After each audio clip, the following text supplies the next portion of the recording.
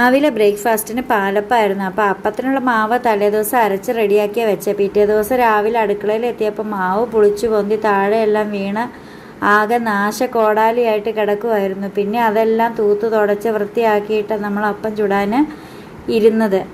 അപ്പോൾ രാവിലെ തന്നെ കറി വേവിച്ച് വെച്ചു. അപ്പത്തിന് കടലക്കറി എല്ലാവരും കേട്ടിട്ടുണ്ടായിരിക്കും. പക്ഷേ ആ കടലയിലേക്ക് 2 വാഴയ്ക്ക കൂടി ഇട്ട് നോക്കും. അപ്പോൾ ടേസ്റ്റ് വേറെ ലെവലാണ്. അപ്പോൾ നല്ല പൂ പോലുള്ള അപ്പം ചുട്ടു. രാവിലെ തന്നെ ചേട്ടനാണ് ബ്രേക്ക്ഫാസ്റ്റ് ആദ്യം കഴിച്ചത്. കാരണം കട തുറക്കാനായിട്ട് പോകണം. ഇന്ന് ശനിയാഴ്ച നമുക്ക് പിന്നെ കോളേജിലൊന്നും പോകണ്ട. അപ്പോൾ കടല വാഴയ്ക്ക കറി ഉണ്ടാക്കുന്നത് എങ്ങനെയാണെന്ന് വെച്ചാൽ തലേദിവസം വെള്ളത്തിലിട്ട് കുതിർത്ത കടലയും അതിലേക്ക് കുറച്ച് വാഴയ്ക്കയും ചേർത്ത് കുക്കറിൽ വേവിച്ചെടുക്കണം.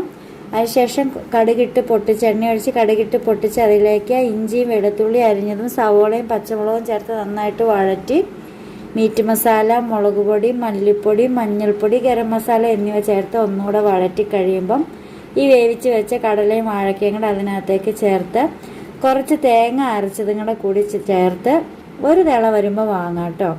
അപ്പോൾ ചേട്ടൻ ബ്രേക്ക്ഫാസ്റ്റ് കഴിക്കാനായിട്ട് അപ്പമൊക്കെ എടുത്തെങ്കിൽ അപ്പം ഒന്ന് ചുട്ടെടുക്കണമെന്ന് ചേട്ടന് മോഹം. അങ്ങനെ അപ്പമൊക്കെ ചുട്ട് റെഡിയാക്കി എടുത്തു. ചുറ്റിച്ചെടുത്തപ്പോഴത്തേക്ക് ഒരു സന്തോഷം കാണണമായിരുന്നു. എന്നിട്ട് പറയുകയാണ്, എൻ്റെ അപ്പമാണ്, അപ്പം ഇതുപോലെ ഉണ്ടാക്കാൻ എനിക്കറിയാവുമെന്ന്.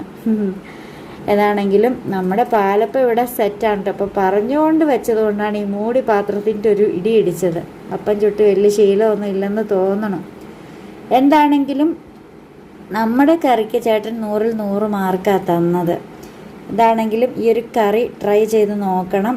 അപ്പോൾ ഈ ഒരു നോയമ്പ് കാലത്തൊക്കെ ബീഫൊക്കെ ഒഴിവാക്കിയിരിക്കുന്നവരുണ്ടാകുമല്ലോ, മീറ്റ് ഐറ്റംസൊക്കെ ഒഴിവാക്കിയിരിക്കുന്നവരുണ്ടാകും നമ്മുടെ ക്രിസ്ത്യാനികൾ. അപ്പം അവർക്ക് പറ്റിയ നല്ലൊരു കറിയാണ് ഈ വാഴയ്ക്കയും കടലയും ചേർത്തുണ്ടാക്കുന്ന കറി. ഇറച്ചിക്കറിയൊക്കെ മാറി നിൽക്കും കേട്ടോ. അപ്പോൾ ഏതായാലും ആൻസൂട്ടൻ ഉറക്കമൊക്കെ തെളിഞ്ഞ് വന്ന് നിൽപ്പുണ്ട്. ചേട്ടൻ കഴിച്ച് കഴിഞ്ഞില്ല. ബൊഫേ രീതിയിലുള്ള കഴിപ്പൊക്കെയാണ്. അപ്പോൾ എല്ലാവരും ഹാപ്പി ആയിരിക്കൂ, സന്തോഷത്തോടു കൂടിയിരിക്കൂ. ടാറ്റാ.